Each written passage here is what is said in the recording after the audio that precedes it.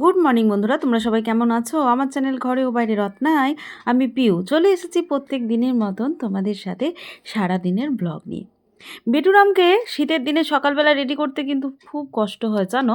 ঘুম থেকে উঠতে চায় না, তারপর ব্রাশ করানো, ড্রেস পরানো, টিফিন দেওয়া, খাবার খাওয়ানো, সকালবেলাটা একটা ঝড় বয়ে যায়। কিন্তু কি করব বলো, মা হয়েছি, করতে তো হবেই। আমার মতন সব মায়েরাই এরকম করে।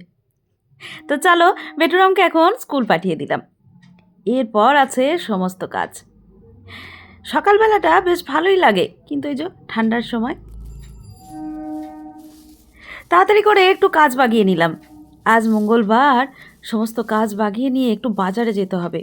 সমস্ত কিছু বাড়ান্ত হয়ে গেছে জানো তো, আলু, পেঁয়াজ, সবজি কোনো কিছুই নেই। তো চলো একটু বাজারে যাব, কিন্তু তার আগে একটুখানি ছোলা মুড়ি খাচ্ছি। একটু চা দিয়ে খিদে পেয়েছে, খেয়ে নিতে হবে। কাজগুলো সারা হয়ে গেছে আমার, কিন্তু এরপর বাজারটা বেরিয়ে যাব। সকাল সকাল একটু বাজারে যেতে হবে। তো খুব সকাল না, একটু বেলার দিকে যাব, যেহেতু কাজগুলো বাগিয়ে গুছিয়ে তবেই না যেতে পাবো। না হলে বাজার থেকে এসে অনেকটা বেলা হয়ে যাবে।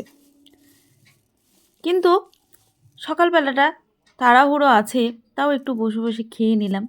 তাড়াতাড়ি করে বাগিয়ে এবার রেডি হয়ে নিলাম। তাড়াতাড়ি করে রেডি হয়ে নিচ্ছি। সাইকেল নিয়ে একটু বাজারে যাব, ব্যাগ ট্যাগগুলো নেব। বাজার করতে অনেকটাই সময় লাগবে জানো। কিন্তু ওই যে সকালবেলা তাড়াহুড়ো করে কাজটা বাগিয়ে নিয়েছি। কাজের দিদি বাসনটা ধুয়ে দিয়ে গেছে। আর মঙ্গলবার আজকে নিরামিষ ভাত করব, কিন্তু কি রান্না করব সেটা তো এখনও জানি না। বাজারে যাই, সবজি টবজি কী পাই দেখা যাক, নিয়ে আসব।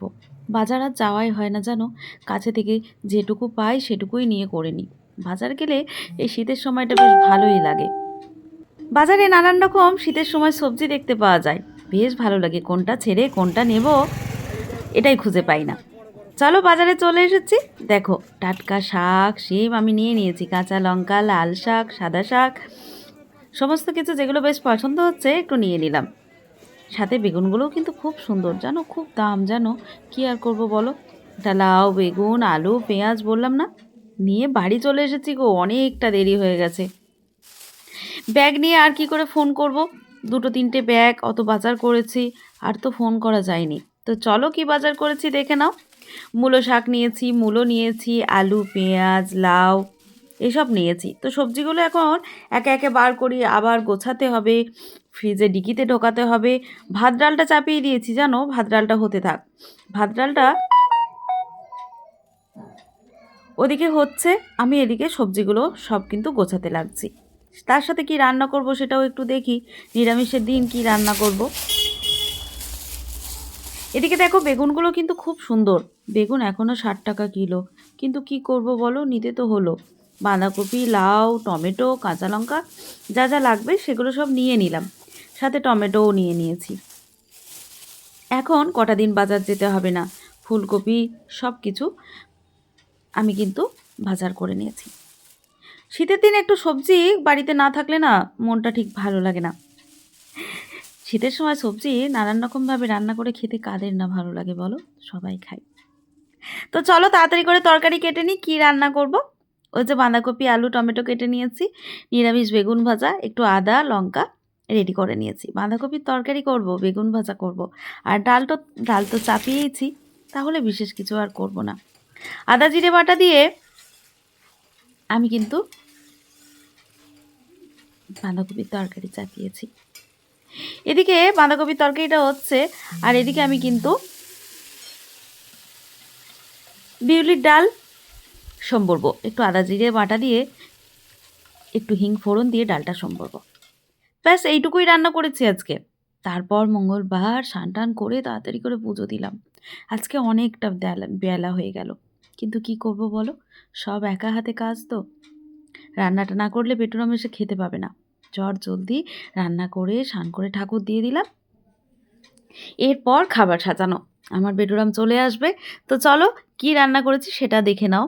শসা নিয়েছি, লবণ, লেবু, কাঁচা লঙ্কা আর বেগুন ভেজেছি। বেগুনগুলো খুব ভালো ছিল। বেটুরাম কদিন ধরেই বলছিল যে মা একটু বেগুন ভাজা করো, আবার সাথে এটাও বলে কবে বেগুন টমেটো পোড়া করবে বলো তো। আমার বেটরুম সবজি খেতে খুব ভালোবাসে, তোমরা তো সবাই জানো। যাই হোক, আজকে এইটুকুই করেছি। বাঁধাকপি আলুর তরকারি করেছি, নিরামিষ বেগুন ভাজা আর বিউলির ডাল। আর কি চাই বলো, আজকে এইটুকুই রান্না।